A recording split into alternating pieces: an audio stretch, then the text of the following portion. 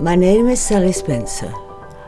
I was born in London, and from 62 until 67 I studied art and did an honours degree in fine art, majoring in sculpture.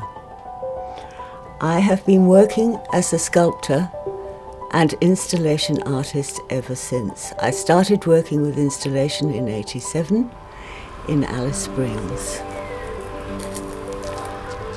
I moved to Alice Springs. I just had this strong feeling and a dream, some dream images saying I should go to the centre, and I did. And within a week, everything had fallen into place. It was extraordinary. I have never seen anything like Alice Springs. You know, the sheer scale of it, the colours, the vibrancy of the landscape, the incredible mystery of the inhabitants just fascinated me. But I also realised that I wasn't there to stay. I was there as a guest. And I then moved back to Queensland and up to James Cook University, where I was doing a master's and a PhD. The PhD I did not complete. I moved back to southeast Queensland, to the Gympie area, and have set up my studio, where I have been ever since 1996. Clay has become a major part of my arts practice since being in Gympie. I have worked in just about everything before, including the first 5 years when I left art college. I worked in steel. And then I moved on to wood. I made large wooden carvings and constructions that were outside pieces, which I exhibited in 1973. Most of my installations are very work intensive.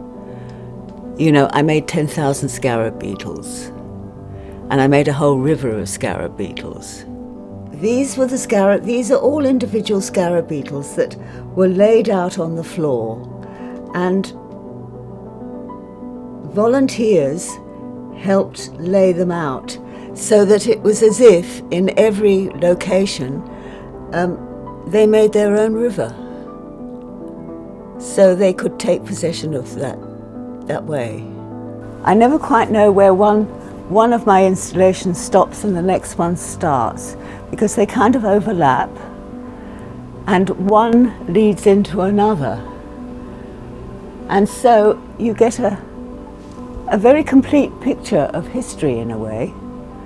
All these different aspects that mingle together and have stayed mingled together and reached the here and now, because it's all knowledge that is acquired, accumulated and passed on. But I was brought up by a father who was a professional artist and a classical scholar, so he brought us up on a diet of mythology and ancient stories and ancient civilizations. It was a very supportive upbringing.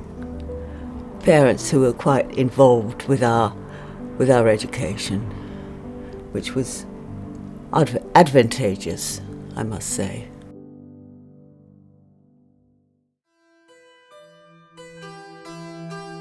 I wanted to display movement, and I wanted to show some of the influences that Indian culture has had on Western life.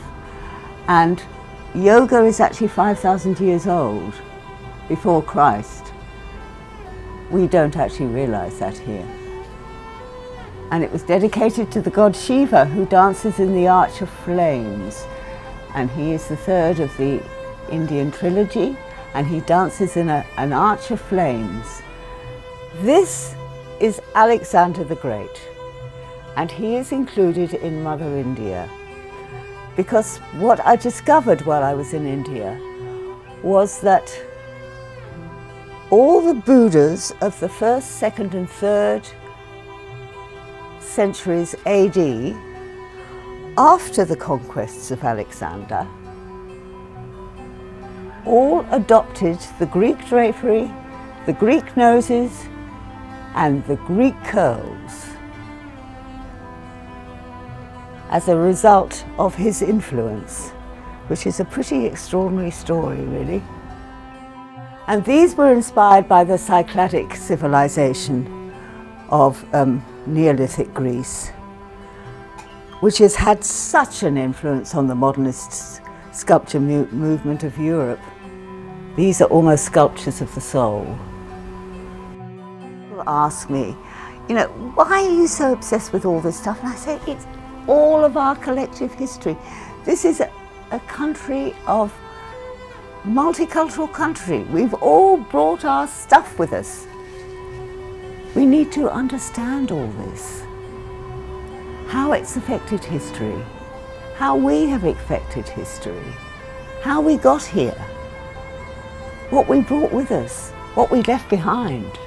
And if we want to understand the future or work easily with the future, we need to know what's happened in the past.